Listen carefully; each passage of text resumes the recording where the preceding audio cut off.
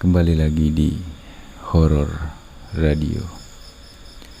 Horor Radio kali ini akan bercerita tentang sewa rumah murah tapi berhantu. Bagi yang merantau di kota besar, biasanya menemukan masalah terkait tingginya sewa rumah atau kos-kosan. Mungkin sebagian masih memungkinkan untuk tinggal di kos-kosan yang harganya relatif murah, tetapi tidak sedikit karena alasan seperti sudah berkeluarga atau yang lainnya. Mereka perlu sewa rumah atau kos-kosan. Masalahnya, terkadang sewa rumah pun tidaklah murah, apalagi untuk lokasi rumah yang sangat strategis. Kalian yang pernah mencari-cari kos-kosan atau rumah tentunya tahu. Namun terkadang kalau beruntung, kalian bisa saja menemukan rumah atau kos-kosan yang harga sewanya lebih murah daripada harga-harga yang lainnya. Tentu saja, harga yang lebih murah bukan tanpa minus atau sebab. Kali ini saya akan menceritakan satu kisah di rumah berhantu. Dia baru saja memulai bisnis restoran barunya. Untuk awalnya dia menyewa satu rumah yang posisinya tidak jauh dari mall, tempat dia membuka usaha. Nah, rumah tersebut jauh lebih murah daripada rumah-rumah umumnya. Tanpa curiga, dia pun menyewa rumah tersebut. Rumah ini rencananya akan menjadi dapur dan sekaligus tempat tinggal koki, karena di mall tersebut tidak ada dapurnya. Jadi setiap hari masakan akan dimasak di situ, kemudian diantar ke mall, karena di mall hanya sekedar dipanaskan saja.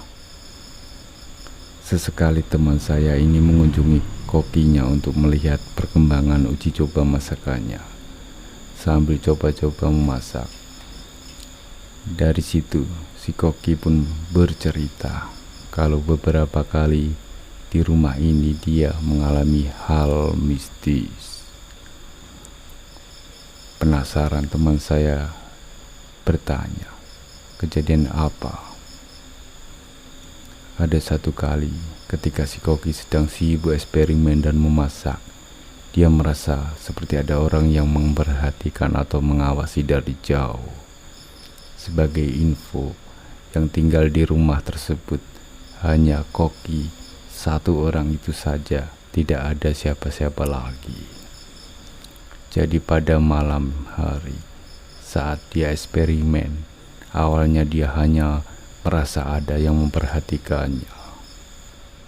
Dia tidak mengindahkan perasaan itu dan tetap sibuk fokus memasak. Tapi lama-kelamaan, tiba-tiba ada yang berdiri di samping si koki sambil sibuk menatap apa yang dimasak oleh si koki ini. Sekali lagi diingatkan, rumah itu tidak ada yang tinggal selain si koki sendirian. Dan ini sudah malam, tidak ada orang lain, jadi yang berdiri di samping kanan itu entah siapa. Dasar, si koki itu nyalinya memang gede. Dia enggak mengajukan yang di samping kanannya dan tetap sibuk memasak. Dan akhirnya sosok itu pun lama-lama pergi. Ada satu kali lagi si koki sedang tidur, dan pada saat itu ada orang yang berjongkok di dekat kakinya, seperti menatap penasaran kenapa ada orang di sini. Teman saya pun mendengar, merasa merinding, tetapi si koki santai-santai saja. Belakangan, teman saya saat kunjung di rumah sewaannya juga sempat ditanya tetangga. Dia bilang gini, kalau boleh tahu sewa rumah itu berapa? Tanya tetangga yang penasaran. Lalu teman saya pun menjawab, murah. Si si tetangga itu tersenyum-senyum saja. Pantas disewa murah. Pasti sudah tahu kan kalau rumah itu berpenghuni, celetuk si tetangga. Lalu teman saya yang mendengar ini juga hanya senyum-senyum saja. Asal muasal mengapa rumah itu bisa sampai berhantu dan sebagainya memang juga kurang diketahui. Dan kalau dari mendengar cerita si Koki, kita juga bisa menangkap bahwa hantu yang ada di rumah itu tidak mengganggu siapa-siapa. Dia hanya penasaran sehingga mengamatinya.